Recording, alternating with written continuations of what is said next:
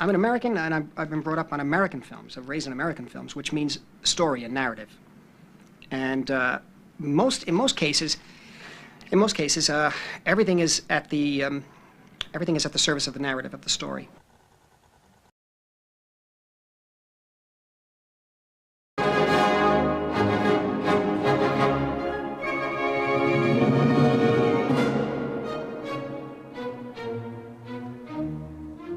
In the halcyon days of Hollywood, so many hundreds of films were being produced, it lured the world's finest talent, drawn by the lavish production opportunities, by the creative ferment, by the chance to perfect techniques of filmmaking still in the process of refinement.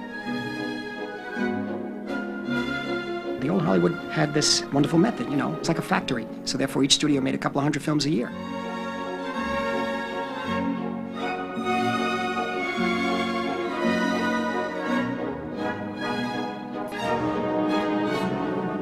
There were so many people that I think influenced each other, and they all wound up in the same place, that I think it was a very exciting 20, 30, 40 years where there's so much going on, everybody influencing each other, and trying this new thing, and trying that. And Renault just came out of Germany. Let's look at his films. Let's try camera movement like he does.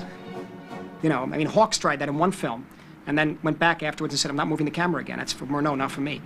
You know, and they really redefined their styles. They became very much, they found out who they were, these filmmakers, and they did so accordingly with each film. The Hollywood style began as a studio style based on a model of mass production.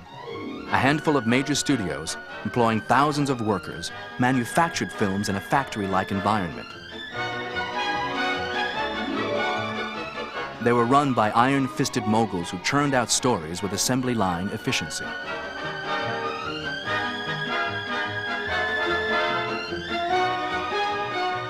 Although the studios have faded, craftspeople working today, production designers, editors, cinematographers, writers, continue to employ basic stylistic principles established in the studio era. They could do more pictures in a week than I could do in a lifetime, because they never did them alone. They had these huge departments. In the days of the 30s, everything was under a studio structure. Everybody worked for the studio. Harry Cohen at Columbia, where I started, not only saw dailies, he knew how to look at dailies.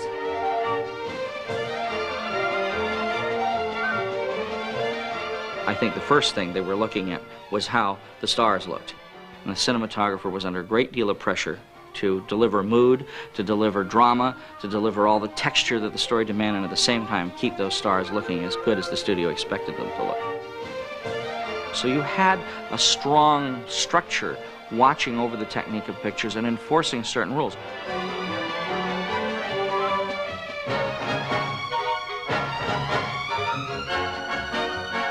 The one thing about the old system was that you actually designed the entire movie. You made all these choices. It was a world you created. It wasn't a world you went out and found.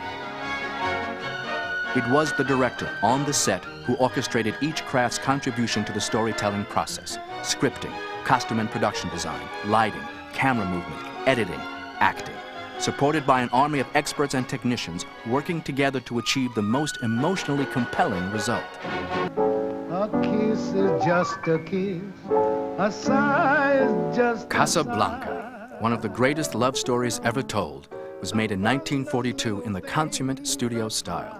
At least 6 writers worked on the script. The cast included 34 nationalities. But what truly engaged international audiences in Casablanca was not the dialects, but the way the picture was directed, lit, photographed, acted, and edited. The style of Hollywood filmmaking at its height. So effortless, so masterful, that it's often invisible to the audience. as time goes by. Sam, I thought I told you never to play. The way I was brought up to think, the only thing that should be left on the screen is the story and the actors, and everybody else should just disappear. Because it's deceptive, because it's more subtle, it's harder to see, but it's not invisible. If you learn how to look at it, it's not invisible. It's very precise and really very artful. Cameramen like Harry Stradling that I began with and Boris Kaufman, the whole point was to do something so well that nobody noticed what you did. Camera technique grew into a set of rules that while an image could be beautiful, it wasn't to be so beautiful as to draw attention to itself. Nor should the technique of camera movement nor cutting draw attention to itself. I remember a very sweet editor who used to do Ann Miller pictures at Columbia when I was starting out. And he would bring me in and show me, now you always start with a long shot, and then you work your way into the closer shots, and then you can go over shoulder if you have them, and then close-ups. In other words, you were taught a formal way. No. He's looking at you, kid.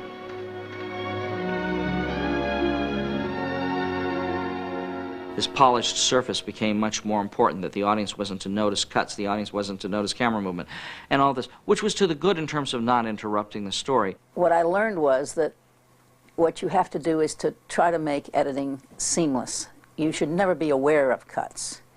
You want to feel as though that scene is taking place in front of your eyes as you speak, and you're looking at a proscenium arch, but you're not looking at a proscenium arch. You're much closer. You're much more involved. You're within the proscenium arch. So that in some sense, the style becomes illusionistic. Are you ready, Ilsa? Yes, I'm ready. The style is saying, come into this world. Bye, Rick. God bless you. Better hurry, you'll miss that plane. The audience isn't distracted from following the story and the character's flow of emotion by an uncertainty about the style itself. The invisible style of storytelling, perfected in Casablanca, was reproduced in picture after picture. But Hollywood was also flexible enough to encourage its best directors to bring their own individual flair and eccentricity to the house studio style.